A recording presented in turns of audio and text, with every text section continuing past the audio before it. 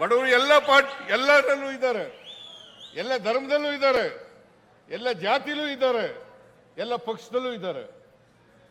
ಬಡವರಿಗೆ ಶಕ್ತಿ ಕೊಡಬೇಕು ಅಂತಕ್ಕಂಥ ಕಾರಣಕ್ಕೋಸ್ಕರ ಆರ್ಥಿಕವಾಗಿ ಸಾಮಾಜಿಕವಾಗಿ ಶಕ್ತಿಯನ್ನು ತುಂಬಬೇಕು. ಆ ಮೂಲಕ ಈ ಸಮಾಜದಲ್ಲಿರ್ತಕ್ಕಂಥ ಜಾತಿ ವ್ಯವಸ್ಥೆಯನ್ನು ತೆಗೆದುಹಾಕಬೇಕು. ಎಲ್ಲಿವರೆಗೆ ಜಾತಿ ವ್ಯವಸ್ಥೆ ಇರುತ್ತದೆ ಅಲ್ಲಿವರೆಗೆ ಅಸಮಾನತೆ, ದೌರ್ಜನ್ಯ ಮುಂದುವರಿಯುತ್ತದೆ. ದೌರ್ಜನ್ಯ ಹೋಗ್ಬೇಕಾದ್ರೆ, ಜಾತಿ ಹೋಗ್ಬೇಕಾದ್ರೆ, ಎಲ್ಲರೂ ಮುಖ್ಯವಾಹಿನಿ ಬರಬೇಕಾದ್ರೆ ಸಮಾನತೆ ಬಂದಾಗ ಮಾತ್ರ ಸಮಾಜವನ್ನು ನಿರ್ಮಾಣ ಮಾಡಲಿಕ್ಕೆ ಸಾಧ್ಯ ಆಗ್ತದೆ. ಇಲ್ಲಿವರೆಗೆ ಸಾಧ್ಯ ಆಗಲ್ಲ. ಅದನ್ನೇ ಬುದ್ಧ ಹೇಳಿರೋದು, ಅದನ್ನೇ ಬಸವಣ್ಣ ಹೇಳಿರೋದು, ಅದನ್ನೇ ಗಾಂಧೀಜಿ ಹೇಳಿರೋದು, ಅದನ್ನೇ ಅಂಬೇಡ್ಕರ್ ಅವರು ಹೇಳಿರ್ತಕ್ಕಂಥದ್ದು ಅಲ್ವಾ?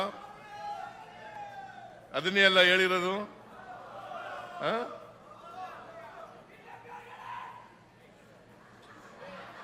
ಅದನ್ನೇ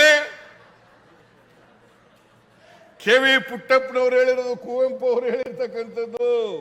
ಸಮಪಾಲು ಸಮಬಾಳು, ಸಮಪಾಲು ಸಮಬಾಳು, ಅಂತ್ಯೋದಯ ಆಗ್ಬೇಕು. ಇದಾಗದೆ ಹೋದರೆ ಜಾತಿ ಹೋಗಲ್ಲ,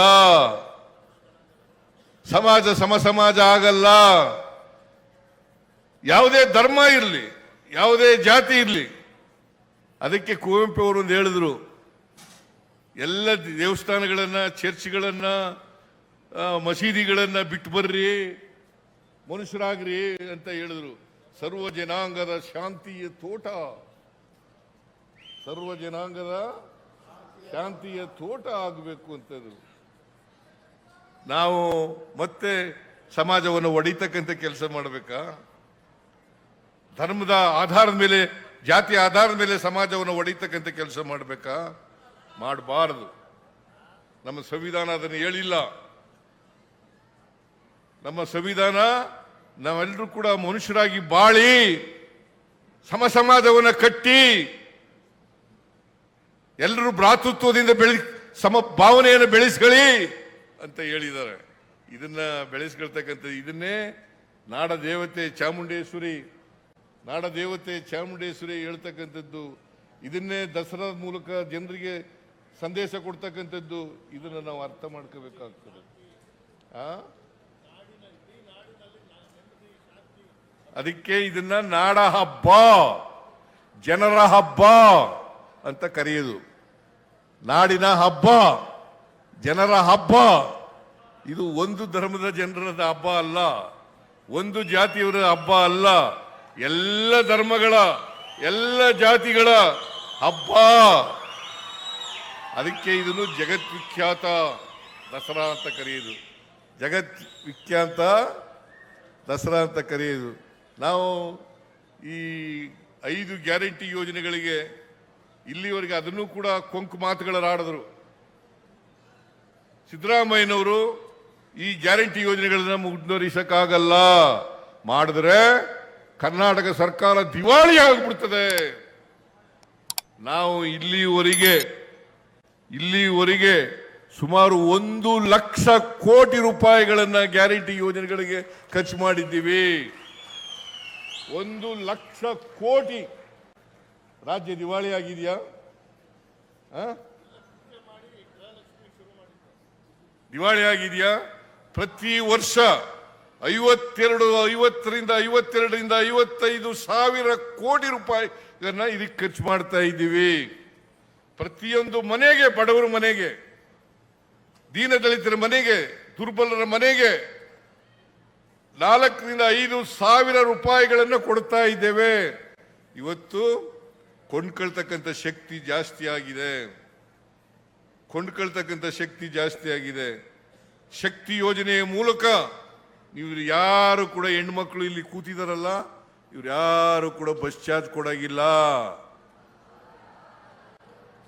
ಸುಮಾರು 500 ಕೋಟಿಗೂ ಹೆಚ್ಚು ಜನ ಮಹಿಳೆಯರು, 500 ಕೋಟಿಗೂ ಹೆಚ್ಚು ಜನ ಮಹಿಳೆಯರು ಫ್ರೀಯಾಗಿ ಸರ್ಕಾರಿ ಬಸ್ಗಳಲ್ಲಿ ಪ್ರಯಾಣ ಮಾಡಿದ್ದಾರೆ. ಇದು ಯಾವ ಕಾರಣಕ್ಕೂ ನಿಲ್ಲಲ್ಲ. ಯಾರು ವಿರೋಧ ಮಾಡಿದ್ರು ಅವರೇ ಈಗ ಕಾಪಿ ಮಾಡಕ್ ಶುರು ಮಾಡಿಬಿಟ್ಟಿದ್ದಾರೆ.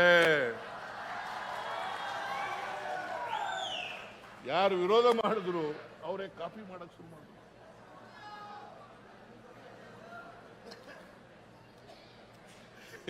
ಈ ನೋಡಿ, ವಿರೋಧ ಮಾಡೋದು ಒಂದ್ ಕಾಲ, ಕಾಪಿ ಮಾಡೋದು ಇನ್ನೊಂದು ಕಾಲ.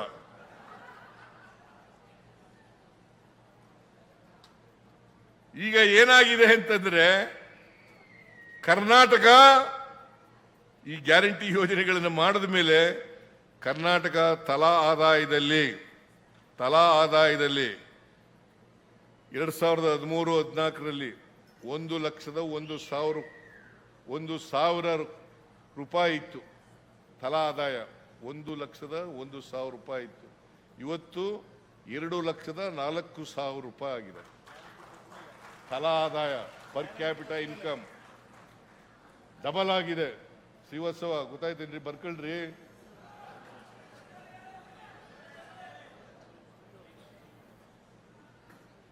Karnataka number 1 in the country. ತಲಾ ಆದಾಯದಲ್ಲಿ ನಂಬರ್ 1. ಕರ್ನಾಟಕ ಸರ್ಕಾರ ಜಾತ್ಯತೀತ ತತ್ವದಲ್ಲಿ ನಂಬಿಕೆ ಇಟ್ಕೊಂಡಿದೆ.